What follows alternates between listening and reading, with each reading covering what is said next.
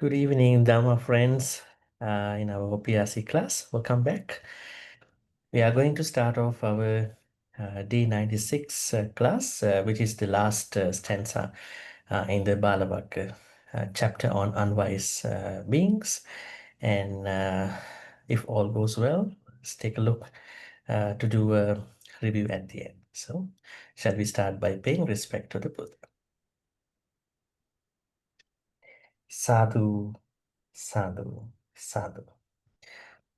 Namo tassa bhagavato arahato samma sambuddhassa. Namo tassa bhagavato arahato samma sambuddhassa. Namo tassa bhagavato arahato samma sambuddhassa.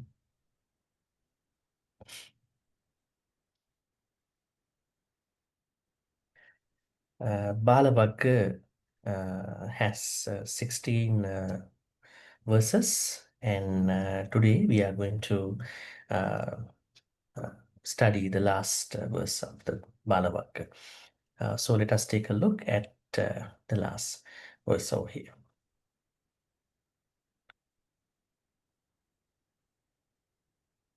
And this is also going to be Dhammapada's 75th verse.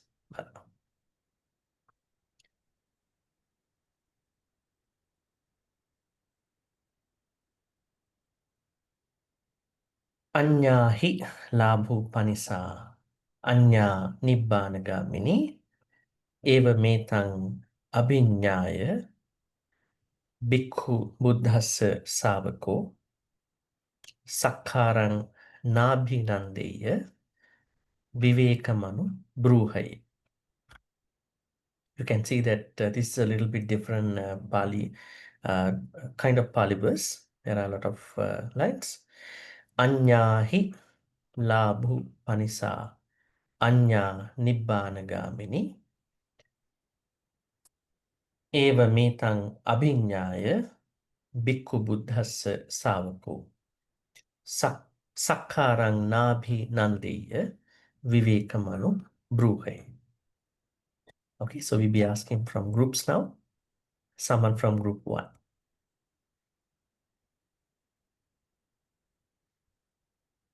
Yes, please raise your virtual hand.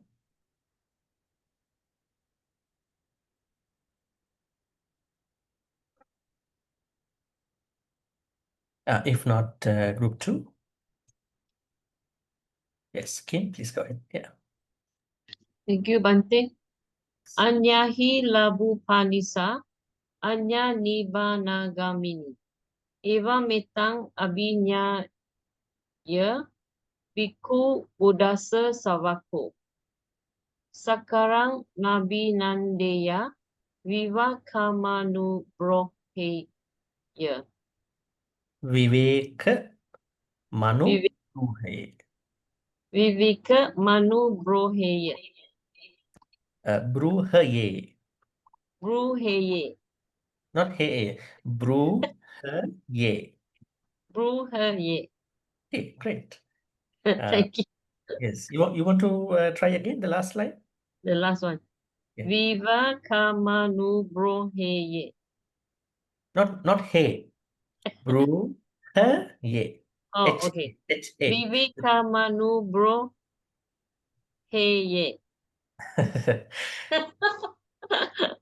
Is it You are hey trying. or what? Yeah. Hey It's yeah. her, I would say. Yeah. Her yeah. Okay, I try again. Vivakamanu broheye. Bruhaye. Broheye. Okay, that's good. Thank you. Yes. Okay. And then we are asking someone from group 3. Lisa, please go ahead. Okay, good evening, Bhante. Good evening. Yes. Anahi lapu panisa. Anyahi. Anyahi lapu panisa. Anya nibbana gamini. Eva metam abhi nyaya. Bhikkhu buddhassa savako. Sakaram nabhi nandeya. Viveka Manu Bruhaye. Okay, great. Thank you, Yes. Bhante. And then group 4, KB on, please. Thank you, Bhante. Yes. Anya hi labu panisa. Anya nibbanagamini. Eva mitang abhinyaya. Biku Buddhasa Savako. Sakarang nabi nandeya. Viveka Manu Bruhaye. Okay, great. Thank you. And group 5. Yes, Melinda, please go ahead. Thank you, Bhante. Anyahi labu panisa anya dibana gamini ewan metam abinyaya biku buddhasa savako sakaram naminandeya viveka manubruhaye. Sakarang?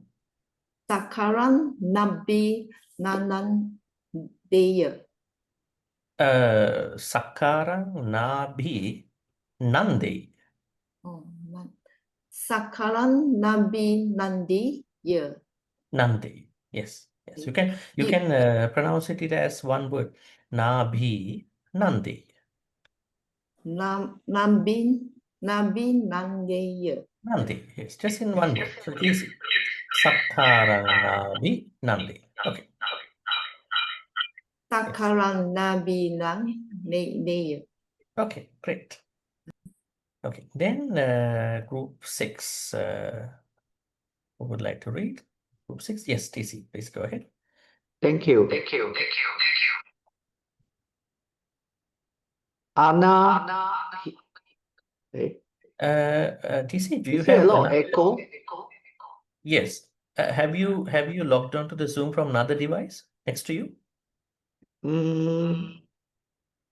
Very strange. Maybe turn down the volume a little bit. Your Zoom volume, it'll turn down. Maybe it is speaking as the game. Let me see. Oh.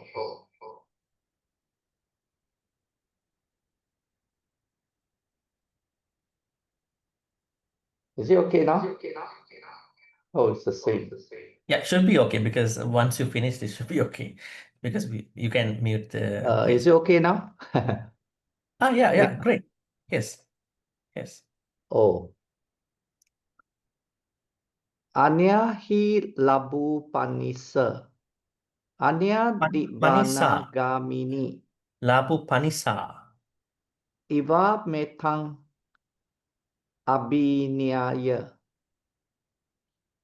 Biku buddhasa sawako.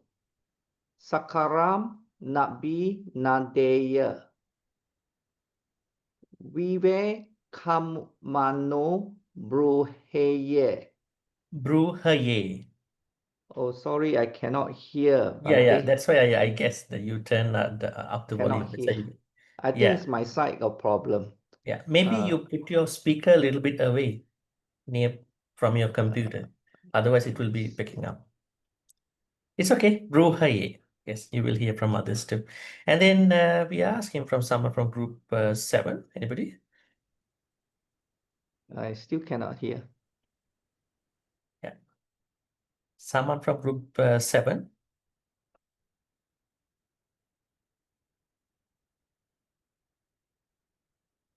And if not, someone from group 8. But they just go to the next group. I think my system here got some problem. Yeah. TC, it's okay. So it's okay. Yeah, we will continue. Someone from group 8. Okay, if not, okay, CH Sharp, please go ahead. Thank you, Bhante. Yes, good evening, please. Yeah, good evening. I'll try. Anya he la bu panisa. Anya ni mana gamini. Evam metam abinyaya. Biku buddha sawako. Sakarang Nibanandeya No, Viveka Sakarang. Manubruhe. Yeah, Sakarang Sakarang. Sakarang ni Nabinaneya Yes. Viveka Manubruheya. Yeah, Bruha Is Ye. it correct? Yeah, Oh, Viveka. Viveka Viveka Manubruheya. Manu. Bru Haye. Okay, I pronounce again. Viveka Manubruheya. Okay, great. Okay, All thank right. you. So now we would like to ask from others. Anybody who would like to read, please raise your virtual hand. We start with Chupeng. Yes, Chupeng, please go ahead. Good evening, Bhante. Yes, good evening. Anya hi labu panisa, anya nimbana gamini. Ewang metang abinaya, biku budasa sawako. Sakarang nabin nandeya, viva kamu nubruhe. Viveka. Viveka manu bruheye. Haye, Haye, H-A. Heye. Haye. Viva kama nubru. He. Let Yeah. me separate this out so others also will read properly. Viveka Manu Bru Haye. Vivek kama manu bruheya. How to pronounce her and hey, right? It's not, because in my understanding, hey means H-E-Y, and here I would say H-A-Y, right? Her, not hey, not hey. Hey. Her.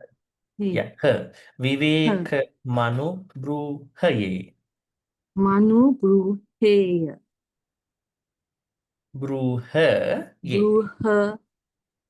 Yeah. Maybe Sorry, Bhante. we will combine this together. We will combine this together, so it will be okay. Bru Haye. Bruheya. Hey. Bru Haye. Okay, we will see. We will learn from others too. Viva Thank you, kamu Bhante. Yeah. nubruhe. Okay. So we'll ask from Billy, please. Yeah.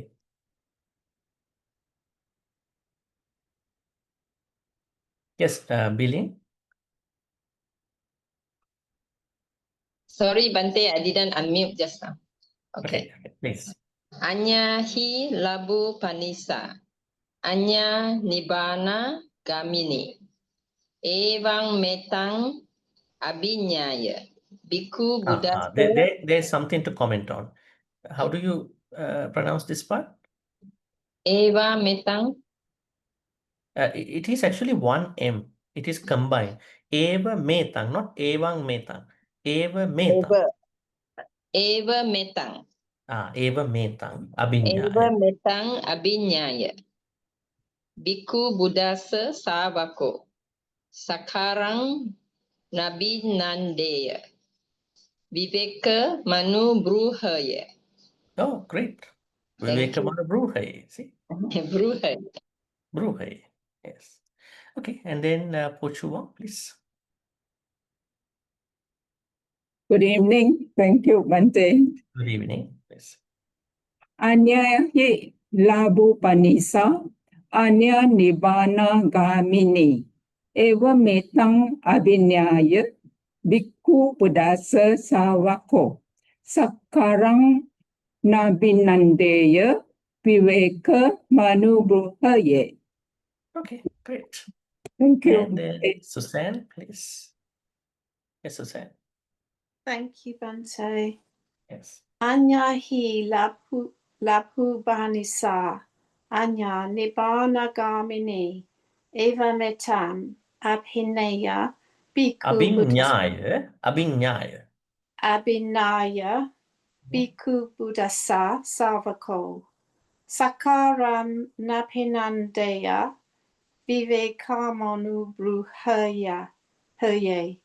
Bruhai. Okay, great.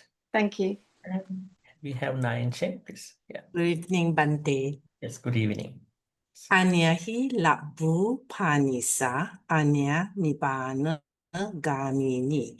Eva metang abinyaya bhikkhu buddhasa savako. Sakarang nak binandeya viveka manu bruhaye. Okay, great. Thank you, Yes. Bhante. And Jenny, yes. Good evening, Bhante. Good evening. Anya hi labu panisa. Anya nibbana gamini. Ewa metang abhinyaya. Bhikkhu buddhasa sawako. Sakarang nabi nandeya. Viveka manu bruhaye. Okay, great. Thank you. And Celine, please. Suki hotu Bhante. Sukhihoto. Anya hi labu panisa. Anya nibbana gamini. Ewa metang abhinyaya. Bhikkhu buddhasa savako. Sakarang nabinandeya. Viveka manu bruhaye. Okay, great. Thank you, Bhante. And then Sinfong, please. Thank you, Bhante. Yes. Anya hi labu panisa. Anya nibbana gamini. Iwa metam abinyaya. Bhikkhu Eva buddhasa. metang abhinyaya. Iwa medam abinyaya. Bhikkhu buddhasa sawako. Sakaram nabina deya. Vivekam bruhaye. Viveka manu Vivekam bruhaye. bruhaye. Okay, great. And then Stella, yes. Anya, hello everyone and good evening, Bhante. Anya hi labu panisa, Anya nibbana gamini, Eva metam abhinyaya, Bhikkhu buddhasa savako. Sakaram nabinandeya, viveka manu bruhaye. Okay, great. And Issa. Thank you, Bhante, and good evening, everyone. Yes, good evening. Anya hi lab upanisa, anya nibbana gamini, eva metang abinyaya, bhikkhu buddhasa savako. Sakarang nabhinandeya, viveka manu bruhaye. Oh, great. And Margaret, yes. Evening, Bhante. Yes, good evening. Anya hi labu panisa, anya nibbana gamini. Eva metam abinyaya, bhikkhu buddhasa savako.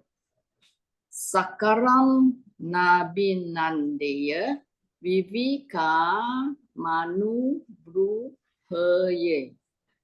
Okay, great. Thank you, And Bhante. Pauline, please. Yes, Paul. Thank you, Bhante. Suki Hotu. Anya hi labu panisa, anya nibbana gamini, eva metang abinyaya, bhikkhu buddhasa savako. Sakarang abhinandeya, viveka manu bruhaye. Bruhaye. Bruhaye. Bruhaye. Okay, great. Okay, thank And you. Corina, please. Yeah, good evening, Bhante. Good evening. Okay. Okay, let me pull it up. Yeah. Yes. Ana hi labu panisa. Ana nibbana. Let me make a correction here. Okay. Not Anna, it's Anya. Anya. Anya hi labu panisa. Anya nibbana gamini. Evam metam abhinaya. Bhikkhu buddhasa savako. Sakaram Sakaram. Sakaram Nabinandeya. Nabinandeya. Nabinandeya. Vike kamanu bruhei. Here, sorry. Okay, the way how we are supposed to pronounce Vivek Manu Bruhaye. Viveka Manu Bruhaye. Yes, Bruhaye. Bruhaye. Okay, great. Thank you. And we're asking from Chompakla, please. Good evening, Bhante. Yes, good evening. Anya hi labu panisa, anya nibbana gamini. Ewa metam abhinyaya, biku buddhasa savako. Sakaram nabi nandeya, viveka manu bruhaye. Okay, great. Thank you, Bhante. Yes. Finally, Meli, please. Thank you, Bhante. Yes. Anya hi labu panisa, anya nibbana gamini. Eva metang abhinyaya, biku buddhasa savako. Sakarang nabi nandeya, viveka manu bruhaye. Bruhaye. Bruhaye. Bruhaye. Bruhaye. Bruhaye. Yes. Bruhaye. Yes. Thank you, Bhante. Okay, great. TC, are you going to read again? Yes, may I? Oh, yeah, sure. Yeah, Yes. just now I didn't read Please. properly. Okay, thank you. Ania hi labu panisa. Ania nibbana gamini. Iwa metang abhinyaya. Bhikkhu buddhasa suvako. Savako. Savako. Mhm. Sekarang nibbanan deya. Sakarang Nabinande. Nabinan deya. Vivakamanu bruhaye. Okay, great. Thank you. Yes, yes. All right, anybody else who would like to read?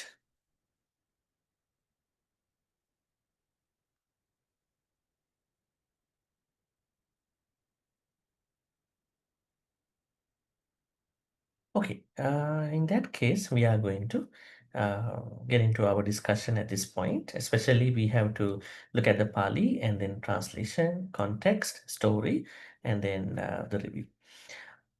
Anya hi labu panisa, anya nibbana gamini. Now, what is anya here?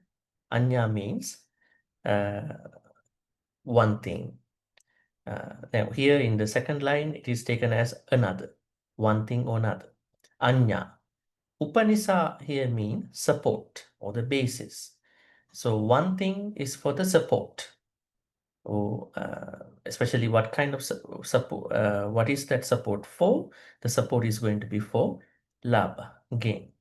So when it comes to life, especially with regard to the monastics, it is clearly mentioned that there is one way. There is one way for the gain. Labha means gain. And then Anya Nibbana Gamini. And there is another path that is conducive to leading to Nibbana. Nibbana Gamini. Leading to Nibbana. Evam etang, eva metang, abhinyaya. Evam means thus, etam means this, abhinyaya, no. So having known this distinction, abhinyaya even goes beyond knowing. You can say knowing clearly, having known this distinction clearly. Bhikkhu, monk, Buddha Sasavako, disciple of the Buddha, particular monk, or you can say nun as well. Sakkaram nabinandeya. Nabinandeya sakkara. Should not delight with regard to sakkara. Sakkara means respect, honor, respect, or any appreciation. Should not delight in the respect. They will get the respect but should not delight in the respect. And they are supposed to cultivate vivekam anubruhe. Vivekam means seclusion. Anubruhe means cultivate. So can we take a look at of this Pali word here? I think Upanishad is very clear. That means the support basis. Labha means again. Have you heard this word before? Labha? Where have you heard this, learned this word before? If you have learned Labha. It is coming under the 8 worldly gains, right? Buddhism teaches us that our life is always subject to experiencing 8 things. Sometimes gains, sometimes losses, sometimes compliments, sometimes criticisms, sometimes fame, sometimes I would say defame, sometimes happiness, sometimes unhappiness. So nobody is enjoying any of those for the whole time. Even the Buddha went through changes with regard to his life. What about the Devas? What about the Brahmas? Right? So the distinction difference between someone with another person is the degree, right? The degree of the happiness, degree of the unhappiness, and then the changing dynamic over there. So labha means gains. Now, what kind of gain is this? When someone becomes a monastic and Buddhist monk or nun, everybody is going to respect that person, right? So when that monastic is going to receive respect, the monastic should be very careful not to delight in the respect. Just accept it humbly. Don't try to become very conceited. So I am respected better than other monastics, or I am respected more than the lay people. Or I was not respected when I was a lay person. Now I'm a monk or a nun. I'm more respected. Never ever it is good to become conceited with whatever the respect, right? That is what we understand by labha. And then the Buddha looks at it in a different, as a different road path. And then the other path is Nibbana Gamini, how to work on this path to become enlightened at a certain point of life. So a good monastic has to understand this distinction between the what you call the conceited status of the mind when that person is when a monastic is going to be very much respected, and the nibbana path. And then there is something that the monastic is supposed to do. Sakkarang na binandeya. We have to discuss this Pali word a little bit more.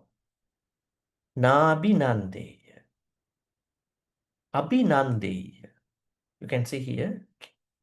Let us distinguish. Abhinandeya. Have you ever come across this Pali word in your reading? Abhinandeya. I know you did in your many readings of the suttas, right? Where is the sutta that you found out this Pali word Abhinandeya or Na Abhinandeya? What was it? You are hearing this sutta every Vasana time, every what do you call July full moon day, Asala full moon day. What is it? Dhammacakkappavattana Sutta, right? The Buddha's first Dhamma talk. And where do you see this Pali word in that sutta? When the Buddha was explaining what is tanha, craving, then he used this Pali word. How did he use that? Yayang tanha pono bhavika nandiraga sahagata tatra tatra binandini. That's the place. Tatra tatra binandini. Yayang tanha, it is pono bhavika, it leads to rebirth. Nandiraga sahagata, there is a certain intense liking with regard to that, not the normal liking. Tatra tatra binandini, and delighting here and there, this and that here and there. We have discussed that. We delight when we want to delight in certain things intensely. We delight with regard to this and that here and there. Let us take it into the daily life. Normally, why did the Buddha say here and there, this and that, here and there? Because Buddha knew when people want to look for things intensely, they look for varieties with regard to karma, sensual pleasures. Have you seen people who are looking for varieties in their life? Is it bad to look for the varieties and today you eat from this restaurant and tomorrow you go in for another restaurant because I don't like that taste anymore. I want to try out different things. So then tatra tatra abhinandini, using sensual pleasures with regard to what kind of sensual pleasures is here and there, and what is this sensual pleasure, what is that sensual pleasure. So this Nandini, the Pali word Nandini, Abhinandeya, Nabhinandeya, this Nandeya word, this what you call Nandeya, Pali verb gives us the meaning, the point that an individual, unenlightened individual, Putuchana, is looking for the sensual pleasures based on the varieties of the sensual pleasures. I think that's a very interesting thing for us, right? Is it bad to look for varieties in our life? Is it? No, the problem is if we create a clinging towards the variety, right? I mean, you don't Yeah. have to eat the same food from the same place. If you have money, you go for it. No problem, right?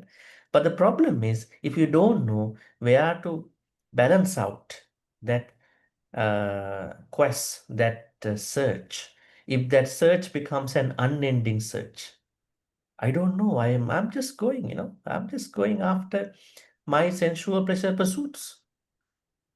It might be this and that, here and there. That could be the problem there. So when people want to explore sensual pleasures, variety can be one of the things. But the Buddha says, take caution about that. This is the same process where you get into craving and clinging at a certain point. So be watchful about what's happening to your variety pursuits, right? So the Buddha is asking monastics to think about when it comes to respect. Now you are being highly respected by the people or whoever. At that point, never ever delight in that respect. Don't just do things just to get the respect from somebody, right? Then when you are driven by the respect you are looking for. Now, when it comes to Sangha members, if this is happening with regard to anybody, maybe that particular Sangha member might be looking for, where can I get more respect? What kind of varieties that I can expect within their respect? So then Tatra Tatra Abhinandini can come to a monastic in a different perspective, right? Lay version, we will talk about it after because when we talk about Sangha member things that might not be relevant to you in the first place. So I'm going to say the Sangha member version and then make connection to the lay people. So the Buddha is asking, when it comes to Sangha members, they are getting a lot of respect. Do not ever look for respect. If you are given the respect, never ever delight in their respect as a tanha. Okay? And what they are supposed to do? Vivekam anubruhe. Vivekam, try to look for the seclusion. This is also another misuse word in translation. The Buddha is asking Sangha members to have lots of seclusion. Seclusion does not mean that you have to walk away from the public areas. You have to go away from the temples all the time. Different people look for different type of seclusions. Now, say for instance, you don't have to, do we have to socialize 24 hours? I don't think so.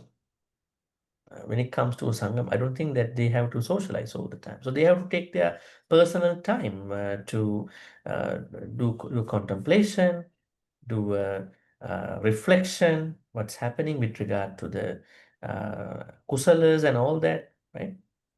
So that's why the Buddha is recommending Sangha members time to time take a private time for your practice. It's good for you, right? Because if you're always in the programs and socializing too much, and then you might not be able to, practice Dhamma easily. Okay, so this is what we know about the translation. Now, how is it going to be relevant to a layperson for you? Let's look at it again. Anya hilabu panisa anya nibbana gami. Now, as a layperson, are you getting profits, gains in your life? Maybe you might be working at the moment. You might not be working, might be depending on your retirement, maybe on savings, some other maybe business investment, right? So you know that there is a way to maintain that path, right? Buddhism has no objection with regard to someone, a layperson, planning ahead, maintaining that gainful journey. Actually, you have to really make sure that things are happening very well with regard to finances, because I always mention that a layperson should be able to learn about the Buddha's teachings with regard to managing finances, from Singalovada Sutta, Pattakama Sutta, Digajanu Sutta, so many suttas. So then that means there's no problem for a layperson to work on what you call finances. Actually, they have to. You can't depend on anybody. You are spiritually independent as well as you are independent in your material life. That's a good thing. That way you can make a lot of wholesome kusala choices. But at the same time, you also need to know that the spiritual journey is a different journey sometimes, because you have to work on that too. You have to learn, you have to see how this is going to fit into your path, right?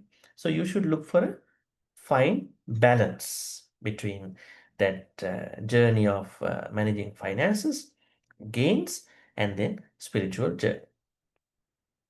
And then, having known the distinction with regard to the lay life, let's say you are also Arya Savaka, Buddha's disciple, not even the monk, right? Sakkarang napinande. When you get more profits, more gains, more money, is there a chance of becoming very much greedy for that money time to time? It might be, perhaps, right?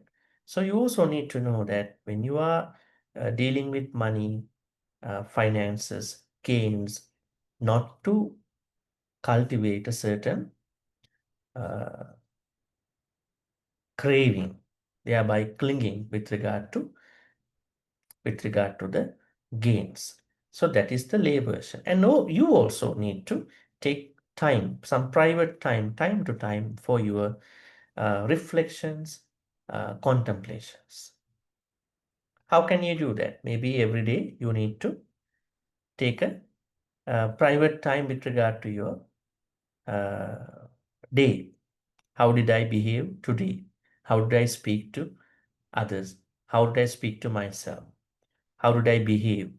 How did I think? What were the thoughts that came to me during the day? Right? So you need to do that reflection, contemplation. Right? If things were not that good, so you are trying to, fine-tune tomorrow, right? So that means this stanza is very relevant to you as well. Otherwise, what if that someone as a layperson is becoming very much driven to spiritual life only, thoroughly ignore about the finances? That's not a good idea, right? And what if someone is only thinking about money and then ignores about spiritual life? That is also a problem. So you have to keep a good balance in your own way with regard to these two, but never ever become driven by or maybe taken away by gains, because these gains can be money, these gains can be compliments too, right?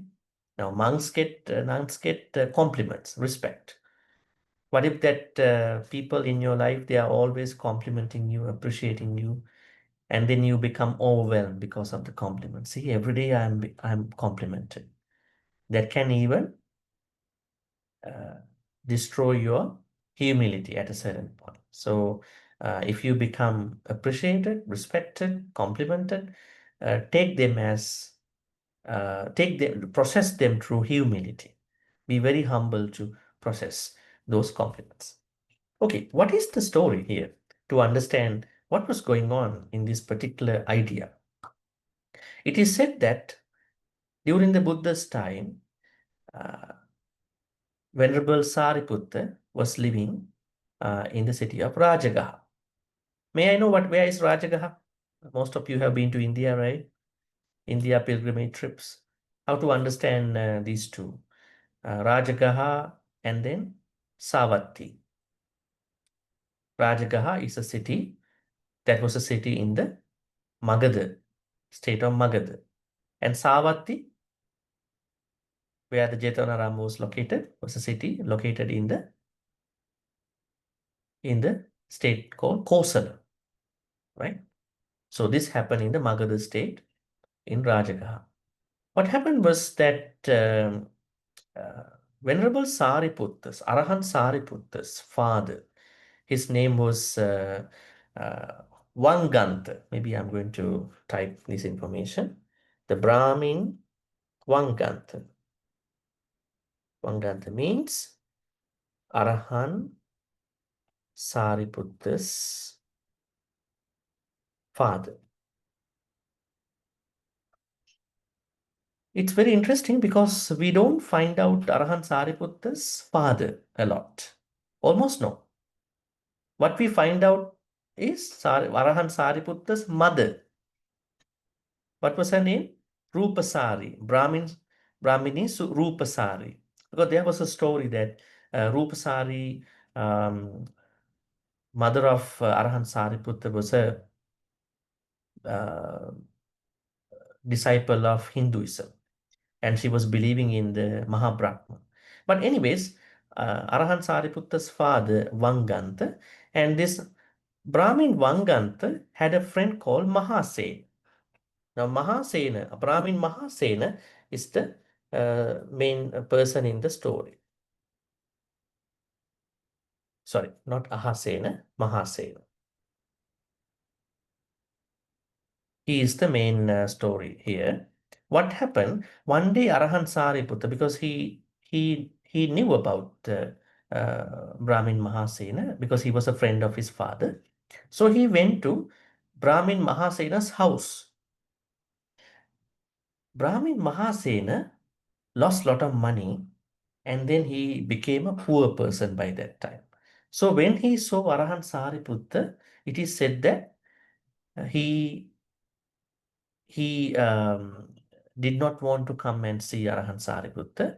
He wanted to hide inside the house, because the problem is he had nothing to give to Arahant Sariputta for the Pindapat, for the lunch. And then what happened? Arahant Sariputta came to the same house, Brahmin Mahasena's house. Brahmin Mahasena was a friend of Arahant Sariputta's father, Vanganta. And same thing happened. He did not have anything. He went to hide as well. Now, after this incident happened, he was kind of worried. Arahant Sariputta is coming to my house. I'm hiding every day. That's not a good idea. Maybe the reason why I'm hiding is I have nothing to offer to him. Maybe I'm going to find out something to offer to him as a dana. Then what happened? He went to look for something to offer. He found out a blanket, maybe a comfortable blanket, and some milk rice. So what happened? Then he was determining himself, may Arahant Sariputta come to my house today so I can offer this blanket and milk rice to him. So Arahant Sariputta felt that, so he came to this house. Now Brahmin Mahasena was very happy, and he offered the blanket and then the milk rice to him. And then what happened? Ever since that day, he was very happy. And then after some time, he passed away due to his old age. And after he passed away, Brahmin Mahasena is supposed to have been reborn in a family that was very close to Arahant Sariputta in the Jetavanarama. This is in Savatthi. So he died from Rajagaha. He was reborn into a family. This family was very close to Arahant Sariputta. What happened? Ever since the lady was conceived with this Mahasena, new baby, she had a certain, pregnancy longing. This pregnancy longing is something little different than other women. So what she asked from her husband was that, I want you to invite Arahant Sariputta and monks to come to our house, and we will offer dana. And after they finish eating dana, I would like to eat the leftover food by the monks. And I want to eat the food by wearing a certain robe kind of dress. That was a little bit different kind of pregnancy longing. And then anyway, relatives were very happy. Normally, when someone is going through a pregnancy longing, they're looking for different things, sour stuff, this and that. But this one looks like very different. Maybe they call it as a wholesome pregnancy longing. Very interesting. The first time we hear pregnancy longing has different perspective. This could be a wholesome pregnancy longing. So they invited the husband and relatives, went to the temple, invited Arahant Sariputta and his fellow monks. Could you come to our house? And this is the thing. So they went to their house, monks with Arahant Sariputta. They had their dana. At the end of the dana, she, as planned, she went to the the row of the monks, and then she wore kind of a robe, kind of a shawl, and then started eating the leftover food given by Arahant Sariputta and Ma. She was happily eating all that. And then pregnancy longing disappeared in the story. The problem here is that the earlier story, Brahmin Mahasena had a very much affection for Arahant Sariputta before he passed away. That is why when he was reborn into this family, he had a wish. He wanted to see Arahant Sariputta in this way. That's why this happened. And then what happened? Then the baby was given to birth by this lady. And then after the baby was delivered, then again Arahant Sariputta and monks were invited to this house. Maybe for some other events in the house for the baby. And then when Arahant Sariputta and other monks went into the house, what happened? The lady and the relatives wanted to bring this son. Actually, the son's name was Tissa. They gave a name to him, the new baby, Tissa. They brought Tissa they wanted to show Tissa to Arahant Sariputta and monks. Just before the baby was going to see Arahant Sariputta, the baby could, take the blanket. That was a very expensive blanket. It is said that it was worth 100,000 kahapana. Now the baby was born into a very rich family.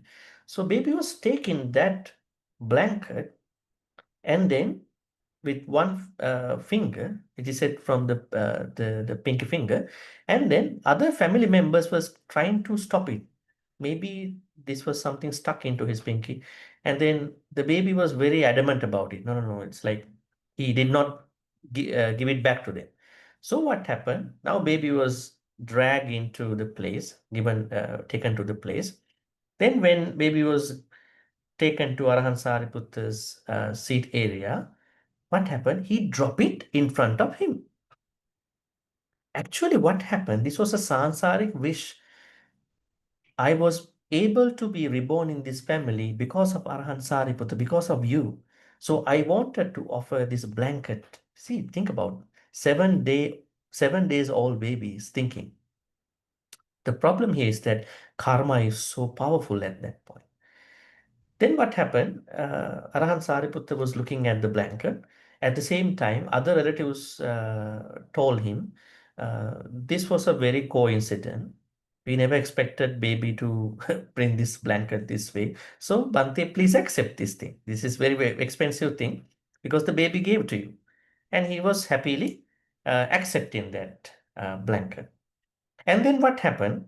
Now time is going. And then what happened after a few years when the baby became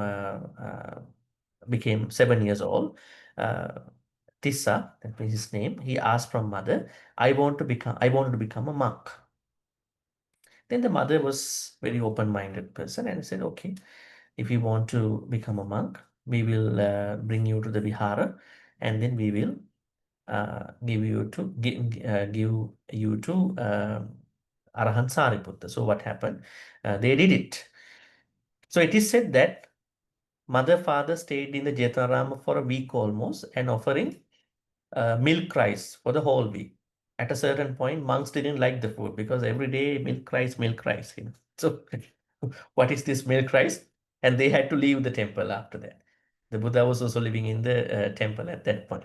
So what happened? Now he became a Samanera, 7 years old Samanera. I think about the mindset of a 7 years old Samanera. What happened at that point was that it is said that ever since Tissa became a monk, when he went for Pindapata, he is getting a lot of food, not like other monks. The 7 years old Samanera going for Pindapata, he is getting lots of food. So sometimes he goes out with other monks, all the other monks getting food because of his karma. Because it is said in this story, the offering which was given by Mahasena to Arahant Sariputta happened when he was very poor. So the significance of giving a dana when someone was very poor is very, very significant as well, because no money, nothing. Now don't think that when you are rich and you are giving a dana, you have nothing. You are getting also. It's a different way. But when someone has nothing and then trying to look for something and giving, that's a very, very big dana, right? Also, don't think that poor people can make a better dana. The thing here is that his mind, King Abrahmin Mahasena's mind.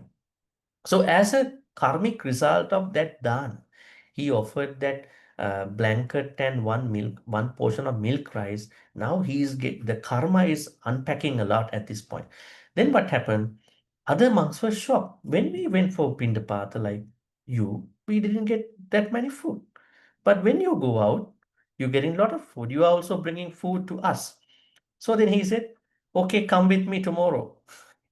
He brought 500 monks. All the monks got the food that day. Then he brought another set of 500 monks. They also got the 500, they also got the food. So they were very surprised. What kind of karma is this? We are getting food because of you, right? Just like the Arahant Sivali's case, right? And one day, what happened when Samanera Tissa was walking inside the Jetanarama, he saw some of the monks, they were exposed into fire. Then he questioned, why are you doing this? Then they said, we don't have blankets. And he said, why don't you go for Pindapath? People will offer you. No, people don't give us blankets. Okay, come with me tomorrow. Then he said to his devotees and others, we looking for the blankets. So he brought 500 monks. Every monk got blankets. And he brought another set of monks. They also got blankets, right? So Anyway, what happened was that everybody witnessed how meritorious, how blessed is this Samanera Tissa. Then what happened? They were trying to use a name for him. They called Pindapata Dayaka Tissa. Was he was Samanera Tissa. This was his primary name. And when he got a lot of food, people used to address him as Pindapata Dayaka Tissa. And then when he got a lot of blankets, and then for other monks, he was also called as Kambili Dayaka Tissa.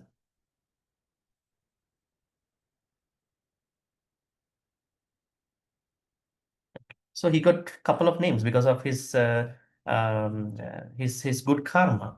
Then what happened? One day he thought, there's no point of living in the city temple because when I stay here, people come and talk to me, and I don't think I can practice Dhamma a lot. I'm only doing social service, so I better go to a secluded area, maybe a forest. So one day he went out of the temple, and then he asked someone, can you show me a place where I can practice Dhamma? So that gentleman showed him a place to stay. Then every day when people offering food while staying in that temple, he couldn't, of course, he couldn't give a Dhamma talk. He's 7 years old Samanera. He has no experiences. What he was telling everybody when people offered something to him, Sukhita hotu dukkha muchat. May you be well, may no suffering come to you. That was the only Dhamma talk he gave to all the devotees. When people offered a blanket, when people offered a robe, he is not giving any Dhamma talk. So what happened? People were happy because of his attitude and everything, but people did not receive a proper Dhamma talk. Right? And then what happened? After 3 months of staying in that temple, he became an Arahant in his practice.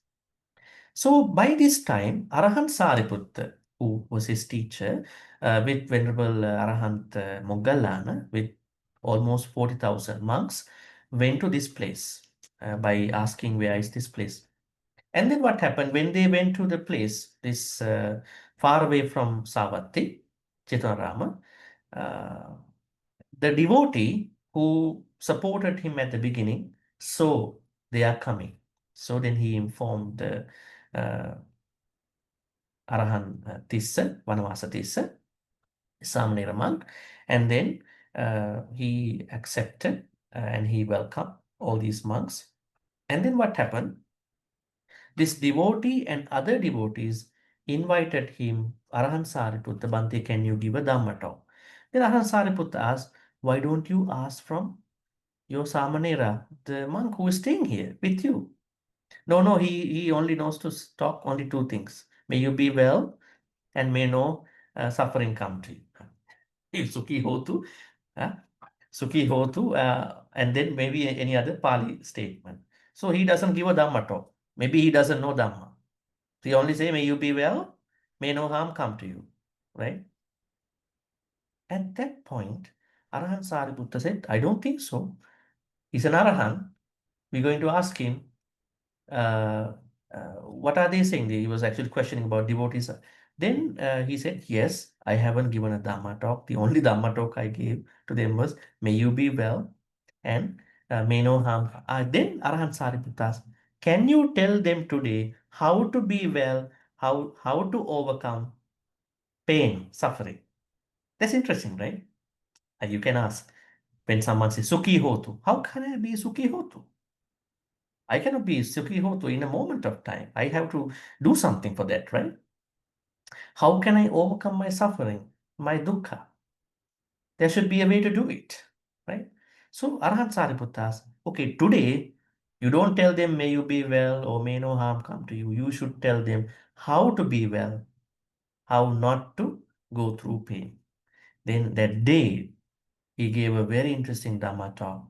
He talked about 5 aggregates, Panchakanda. Also, he talked about 12 ayatanas.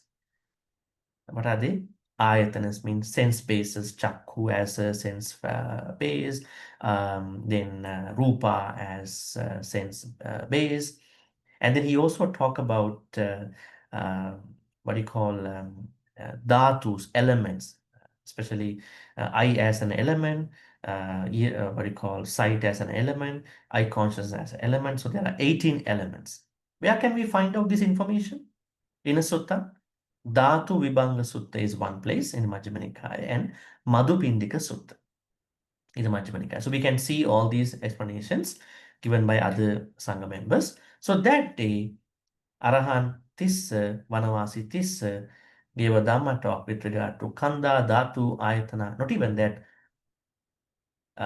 Bodhipakya Dhamma, enlightening factors, 37 enlightening factors. That was a very, very compact, at the same time, very detailed Dhamma talk. And then what happened? Devotees who were supporting him got a problem after hearing this Dhamma talk. They broken into two parties. One party said, this monk didn't give us a Dhamma talk for 3 months. Now he's giving a Dhamma talk. So we think he's cheating on us. And other devotees were happy, at least he gave a Dhamma talk today, after all these monks came. Then the Buddha saw this issue one morning. Oh, Vanavasi Tissa's devotees have been separated now, 50-50. 50 didn't like him now, don't like him now. 50 like him more now. So maybe I have to go there. I have to clear the misunderstanding this one group had, that he didn't give a Dhamma talk. So when he went there, when the Buddha went to what do you call to Vanavasika Tissa's monastery, with now there were other monks already, Arhan Sariputta Moggallana, then he gave a Dhamma talk. Especially Buddha was teaching the people that the Samanera did know the Dhamma, but he did not give the Dhamma talk, depending on how he liked the seclusion, viveka. So don't take it as an offense. So devotees should not get offended by that. Now it was very clear, because we need to motivate. He's a 7 years old Samanera. Maybe you are enlightened, but still you don't have experiences in your life. So he was telling people not to take it as an offense. At the same time, Buddha was asking different things with regard to life.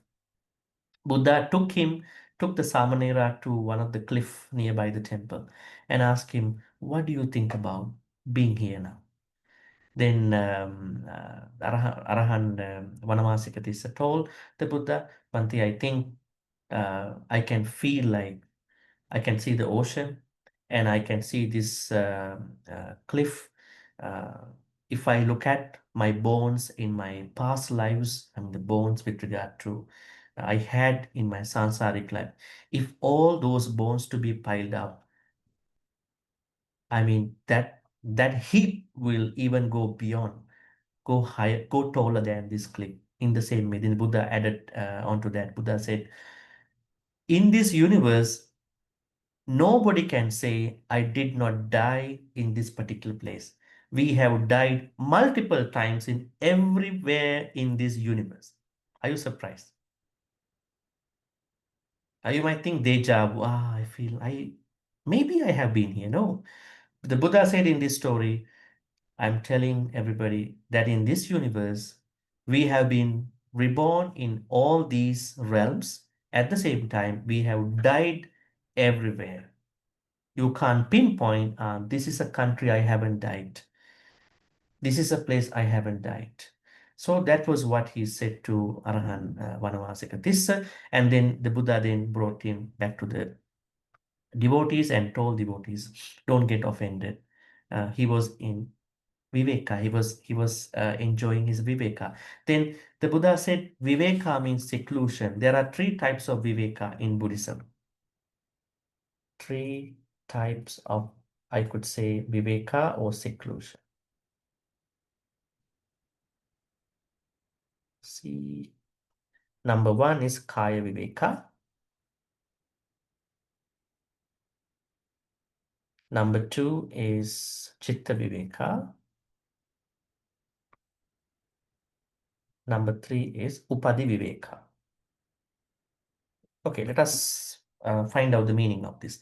Kaya Viveka means now, in our life, depending on our management of our sensual pleasures, we are very much driven by sensual pleasures. It is okay to be driven by sensual pleasures as long as you know the balance. So when people are driven by sensual pleasures, what to see, who to see, what to hear, when to hear, what to smell, where to smell, what to eat, what not to eat, what to touch, what not to touch, and then what to think, who to think, right? All these are binding us time to time in our daily life. So that is not seclusion. So that means Kaya Viveka can be practiced not in the forest. You don't have to go to forest to practice it. If you know that you are not enshackled by any bondages that much. Yes, you have bondages, you have emotional attachment to people. It's okay. But thing is, if you don't know where you are going to be clung to the experience, where you are going to be into the craving, that would be the problem. So the Buddha is saying seclusion with regard to body comes in at a point that you know how, where, maybe the quantity, maybe the level of your sensual pleasures are happening on your side. So if you can manage your sensual pleasures very well, then you have that seclusion. And Chitta Viveka means how are you going to handle your mind with regard to that? Sometimes you are avoiding craving, but you are still enjoying that craving through your mind. Physically, you are okay, right? Does it happen to people? You are not eating anything, but you are enjoying. You have craving with regard to the thoughts. So that is called Chitta Viveka. And then Upadi Viveka means attaining Nibbana. When you attain enlightenment, then your Viveka becomes Upadi Viveka by default. So then the Buddha was recommending monastics about Kaya, Chitta, Upadi. Actually, it is not even monastics thing. It is also layperson thing too. Time to time, look for a private time for your Kaya Viveka. Even if you don't have a private time, the way how you interact with things can be done with regard to Kaya Viveka and Chitta Viveka. And then Upadi Viveka, at least you are doing your own pursuit with regard to the enlightenment, at least to become a Sotapan. So this story is a reminder for us to think about the effects, the significance of merits, especially dana. Dana is very important. Don't take it as something that you have to do culturally. But be very careful. The most important part of the dana is not a physical thing. But this guy only offered a blanket. He didn't.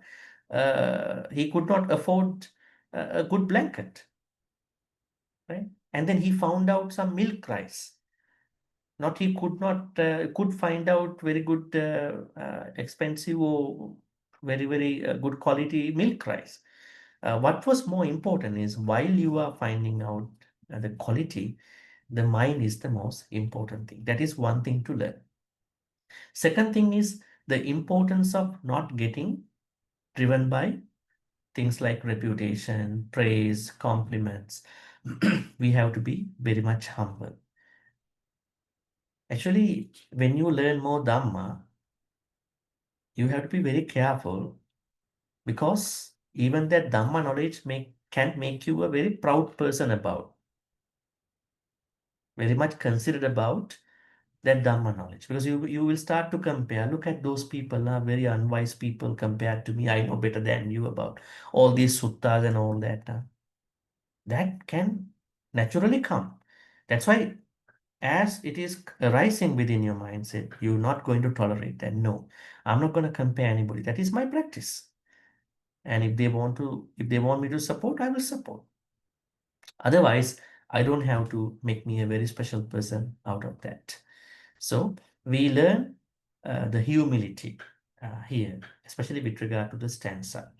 And then finally, we also learn about seclusion, Viveka. Seclusion is not going to the forest all the time. This Vanavasikatissa's case, he went there. But in today's world, you can't do that much. But at least when you are spending the day, time to time, take a moment of time to reflect and contemplate. All right, now we are going to the notes, see what is on the in the notes, and then we will have the Q&A.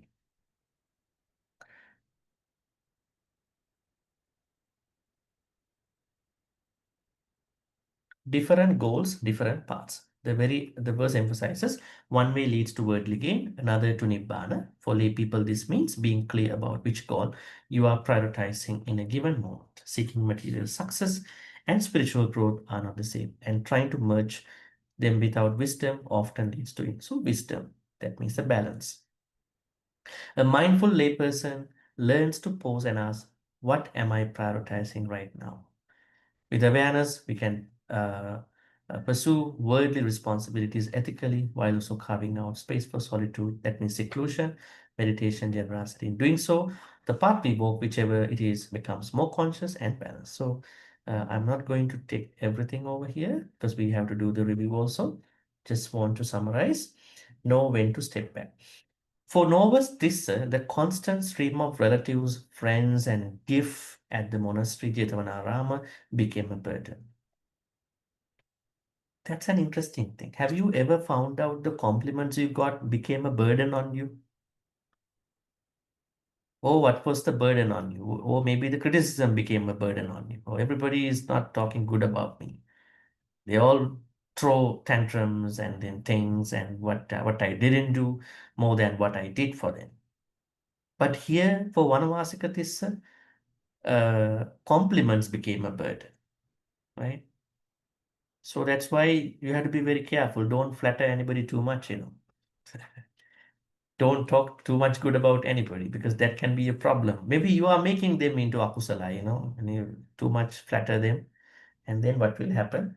They will think about a different version of them, right? So we have to be very careful with regard. So Vanavasika Tissa's case that he understood, now this is not going to work for me.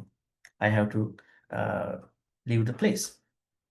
His decision to move into the forest monastery provided him with the quiet space to concentrate and eventually achieve liberation. How to look at it from our life, your life? Our daily lives mirror this challenge.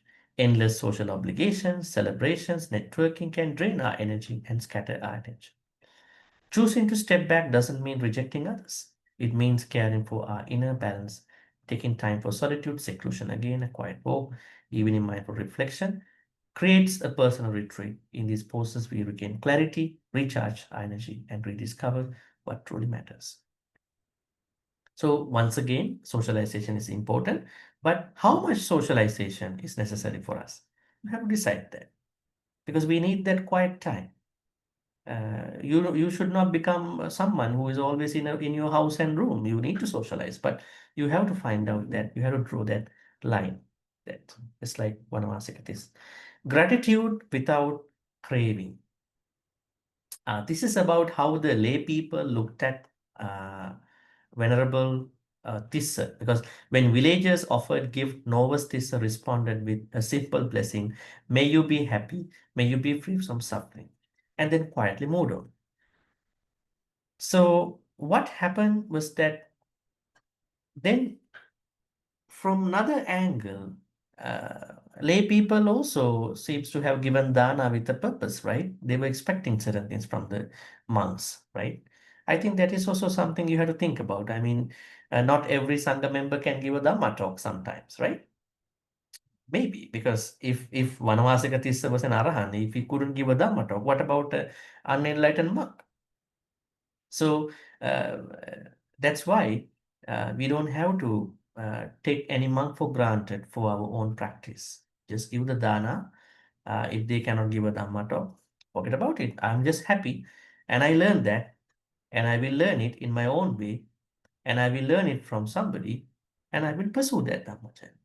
What if that after 10 years of time, the monk that you were offering started giving Dhamma talks? Right? Then, according to the story, you should be very unhappy. Yeah? For the 10 years, he didn't give a Dhamma talk, but now started giving Dhamma talks. What is this change? So this is something we have to learn, that when you are doing donations and offerings, do it without any expectation, because you know what you are supposed to do. If the Sangha member can give a talk, be very, very welcome, very happy, right? If couldn't, we shouldn't take it in a personal way. The power of solitude, we already discussed about it. Silent preparation shows later what happened, how people accepted. True recognition comes from integrity. This part we discussed. Don't delight in honor, offering, respect. Detach from praise and gift. People will still do that. And finally, this is interesting. Balance worldly and spiritual progress. Equanimity. The commentary speaks of viveka, detachment from body, mind, and existence. This is with regard to kaya, chitta, and upadi. For monks, this means full seclusion, but for lay people, it can be practiced in smaller practical ways. We may not leave behind careers or families, yet we can cultivate many vivekas in life, daily life. Have you ever had many vivekas in your daily life? They are not like very, very long-term seclusions. Mini vivekas. How to find out a mini viveka? May I know from someone over here? You've been silent for a while now. How to find out your own mini viveka? You have to create them. Yeah. Yeah, I like to try.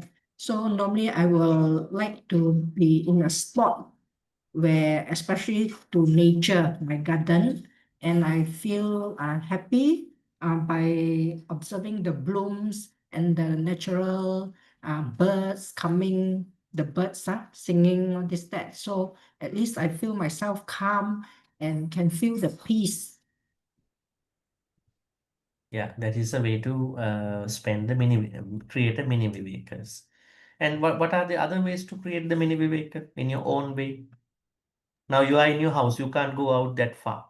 You can't go. Maybe there are other obligations, family obligations, or social obligations.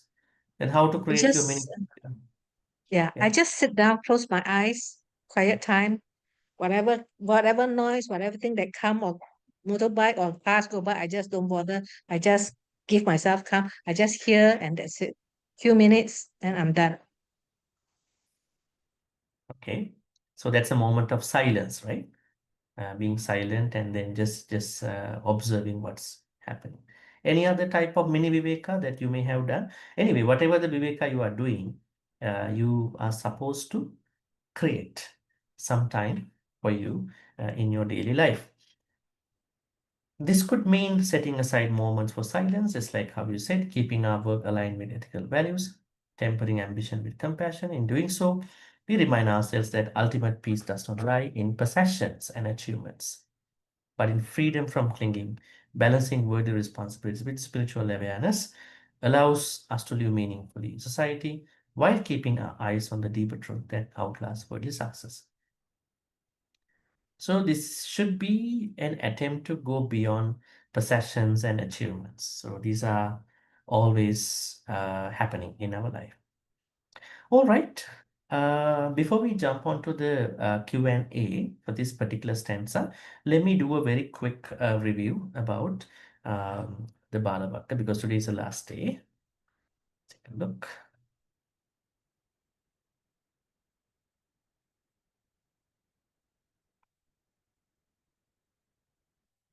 Okay, so when it comes to, I'm going to pick up a book here, not from the blog, because blog has many places. The chapter about unwise. So there are, how many stanzas were there? 16, right? 16 stanzas. So the first stanza talk about what will happen, the sansaric status of a bala. You can see here, this part is the bala part. That means if we look at bala from the sansara perspective, balas are going to live the longest in the sansara. Normally, we would like to live the longest in this life, but We don't like to live the longest in the samsara, but Bala would like to do it. Bala already got it, unwise people. So that is the existential nature of the Balas. Balas are the longest in the samsaric life. This is what we learn from the first stanza. Second, then the Buddha is giving us an advice. If you are a wise person, no intimacy with unwise people. You can say, Charanchena Digachaya, Sayang Sadi. Even the Buddha is saying, if you don't have any wise friends, better be alone. This is the idea of this stanza. If you don't have Kalyana Mitras, if you don't have wise people, it's okay. Just better be alone. So this is a very interesting motivation for us how to work with the unwise people. And third stanza, this is the attitude that unwise people are having with regard to what they possess. Think about, I have children, I have money, I have everything, and the Buddha is asking, we don't even have our life fear. So what about children and what about the money? That's a very interesting. This attitude is definitely coming from unwise people. So are you going to claim that you have children, you have money to somebody? Or getting the official entitlement to become an unwise person, official entitlement. Yes, you will talk it in a conventional sense. Yes, I have two beautiful daughters, I have two beautiful sons or whatever, but don't take it in a very entitled way. Say it in a conventional way, appreciating their time, their presence, but not in that way, how Balas are going to use it. And then the next stanza is talking about how can an unwise person, Yobalo Manyati Balyam how can an unwise person become a wise person? Now think about, Buddhism talks about there are bala, unwise people. So we should give them a help, support. Let's say someone says, okay, I'm a bala, I'm an unwise person. What can I do now? You have to know that you are a bala. That very moment will help you to become a wise person. The Buddha is saying, if you know that you are a bala, that is the moment that you become a wise person, pandita, right? So that's a way of understanding transformation from bala to pandita. So this stanza is about that. And then the next stanza was talking about when someone is a bala, that person cannot learn anything, cannot learn Dhamma at all. Balas cannot learn anything.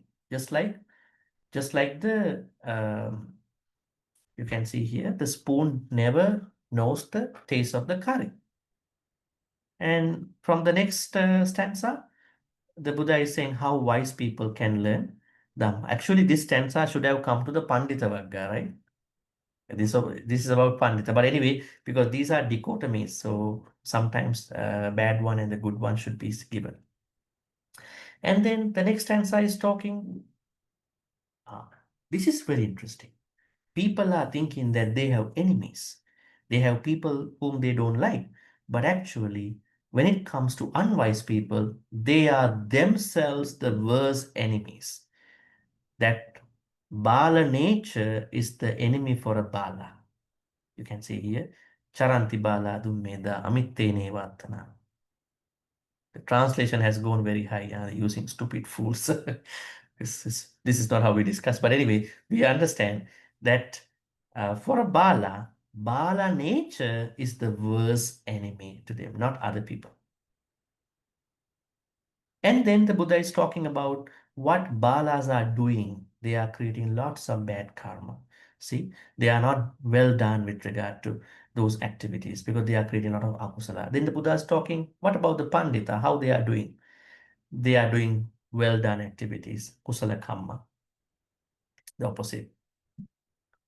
And then the Buddha is teaching us how does the bad karma ripen, how does the bad karma done by an unwise person ripen? It takes time.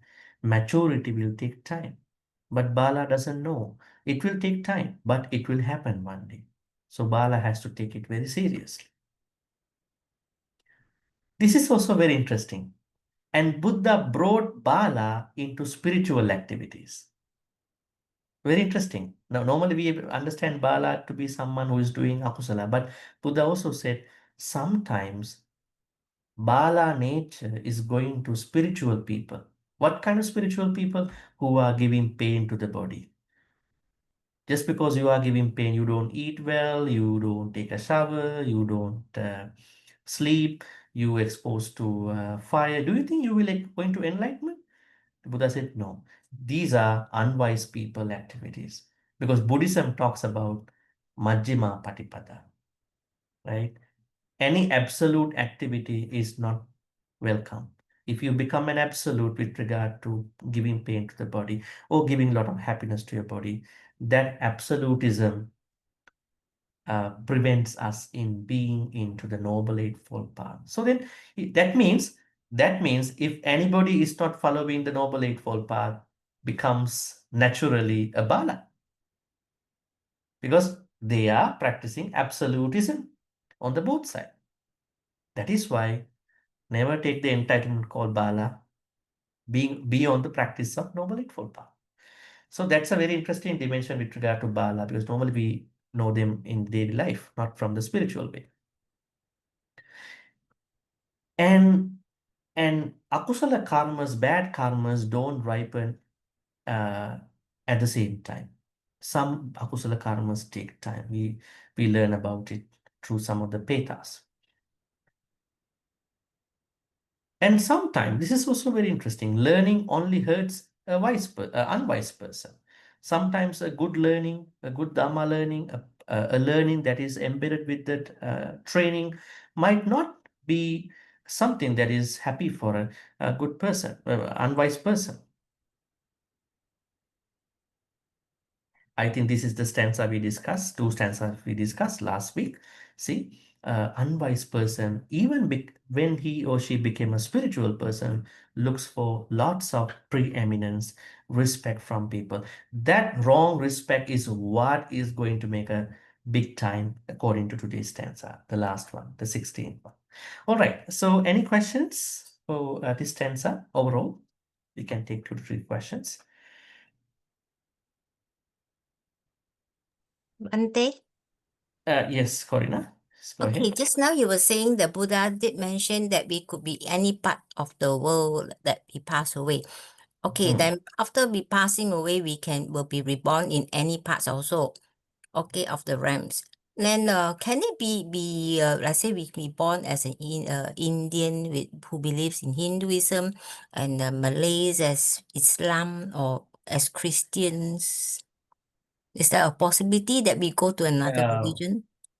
If you are asking me for the past, yes, there's a probability. It could be, but I don't think, I'm not going to mention about the names of religions. Yeah. Depending on what you are now, you are a Buddhist, you are following the Dhamma, you are learning, you are practicing. Definitely, for the last many lifetimes, you might not have been an Abrahamic religious person. You might have become a Buddhist. That's why you could be like this in this life. But I cannot guarantee for the many lives, billions, trillions of lives before. So yes. So what Buddha is saying, we have died everywhere. We have been reborn everywhere. Still we will be reborn everywhere. Still we will be dying everywhere. We think we will die in one place, thinking this is my cemetery. No, we will die everywhere. We have died everywhere. We have been reborn everywhere. We will be reborn everywhere. That is why enlightenment is going to be important to us, right? This Nibbana Gamini is important to us because of this issue. So it means it could indirectly mean, if let's say we have been learning the Dhamma properly and following, the chances of running into another religion is less. So No, you will cut short it. The probability of being reborn into a place that is non-Buddhist will be very minimized now, because you believe in Sammaditthi. Once you have Sammaditthi, definitely you will go on, you will run the course of a Buddhist way. Yeah. Okay, thank you, Bhante. Yeah. So that is a good news.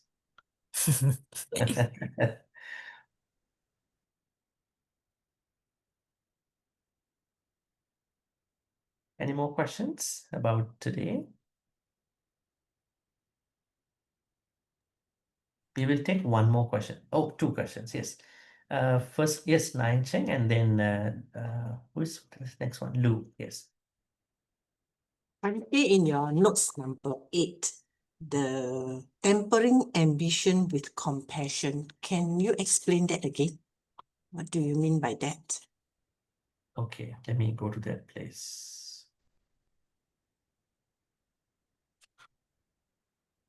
Okay, this could mean setting aside moments.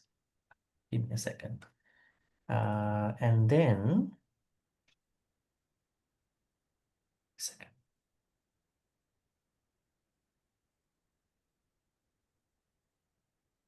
Okay. This could mean setting aside moments for silence, keeping our work aligned with ethical values, and tempering ambition with compassion. Tempering means that fine-tuning. Now we have ambition to become a better person, secularly and transcendental in the extra mundane life. So that ambition is not always ethical. Time to time, it can be different. So that ambition has to go with compassion. So tempering ambition means we have to fine tune the ambition with regard to the compassionate situations that we are going through in our life, depending on the situation. Got it. Thank you, Bhante. Okay. Who was the other one? Lu Moon Heng? Yes, you have a question?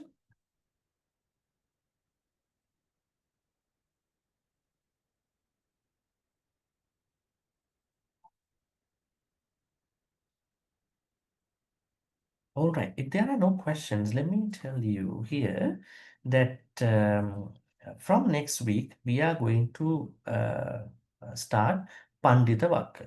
Now, Pandita Vakka has 14 verses only compared to Bala Vakka. Bala Vakka had 16. What does it mean? The Buddha wanted to talk more about the unwise people and less about the Pandita. Anyways, so that chapter has 14 verses, and we will learn about how to maintain. I believe you all are Panditas, and you are learning, practicing. You are not falling into any issues with regard to these Balavagga stanzas. When we start off learning Pandita Vagga, what we are supposed to do is that not just merely learning, but we are going to maintain, deepen, sustain our Pandita nature. That's what we are going to do with regard to picking on the next chapter. So, all right. So at this point, we are going to transfer the good karmas. Then may all the good karmas we've been making during our OPRC class with regard to Balavagga. It has been, I think, almost 15 to 16 weeks, almost 14 to 15 weeks for many months, which we've been studying about Balavagga.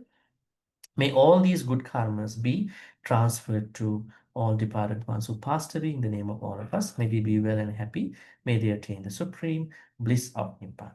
Sadhu. Sadhu, sadhu.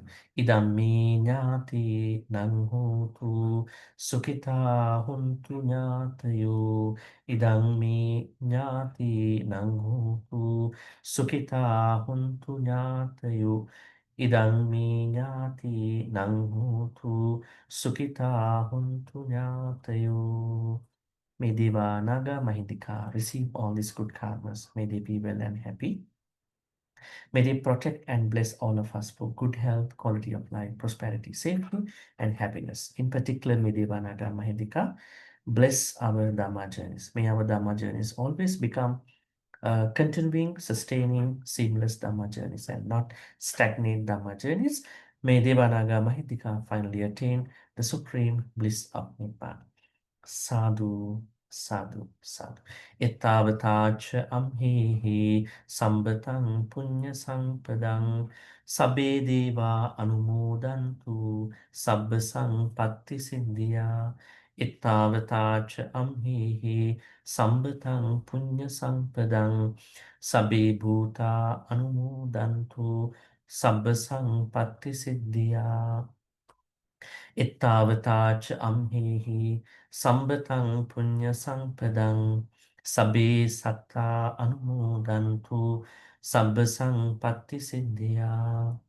Akasattha Chibhummanta Devanaga Mahindika Punyantang Anumoditva Chirang Rakhang Tulukasasanang Akasattha Chibhummata Devanaga Mahindika Punyantang Anumoditva Chirang Rakhang Tudisanang Akasattha Chibhummata Devanaga Mahindika Punyantang Anumoditva Chirang Rakhang Tumang Parang Chirang Rakhang Tutwang Sada Dhammavis always. If you look at what we've been discussing for the whole weeks and then what we are going to start off from next week, it's all about Sappurisa and not Papametta. So this is the inspiration for that. So may we always be surrounded with Kalyana Mittas, those noble friends. May we not become surrounded with Papamittas. And at the same time, may we become Kalyan Mittas to as many sentient beings as we meet in this samsaric journey till we attain Nibbana.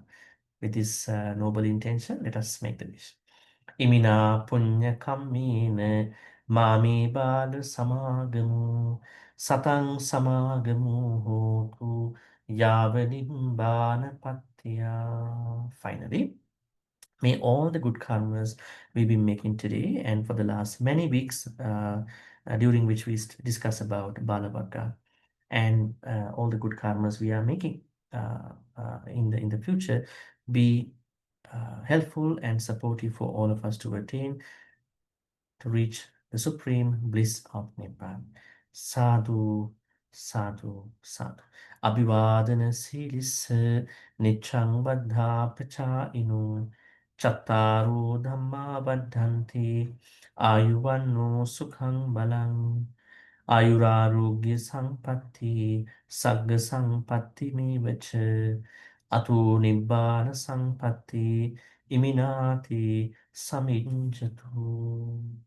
Sadhu, sadhu, sadhu. With those blessings, wishing you a pleasant good night, evening, and we'll see you next Thursday at the same time with Pandita Vaka. Good night, everyone. Thank you, Good night, Bhante. Bhante. Good night, Bhante. Thank you, Very Bhante. much, Good night, Bhante. Bhante. Good night, everyone. Sister. Thank you, Bhante. Sadhu, sadhu, sadhu. Good night. Take care and good night, everybody. Sadhu Bhante. Thank Good night, you. everybody. See you. Bye-bye. Bye. Good night. Thank you. Bhante, Good night. Thank you very much. Bhante, Yes. Saranai. Hello, I want Saranai. to thank you for teaching us this what you call Pali chanting because I participated in the all-night chanting in Mahavihara. I'm very proud to tell you I could follow the monks in the chanting and I'm so happy. Thank you, Bhante, for your effort and for the guidance. Yeah, very Thank you happy so to much. hear that. Yes, good. Sadhu, you. sadhu. Thank Good you. night. Good night. Tilang Saranai, Bhante. Saranai, good night, everybody. Good night, everybody. Take Good care. night, everybody. Good night. Good night.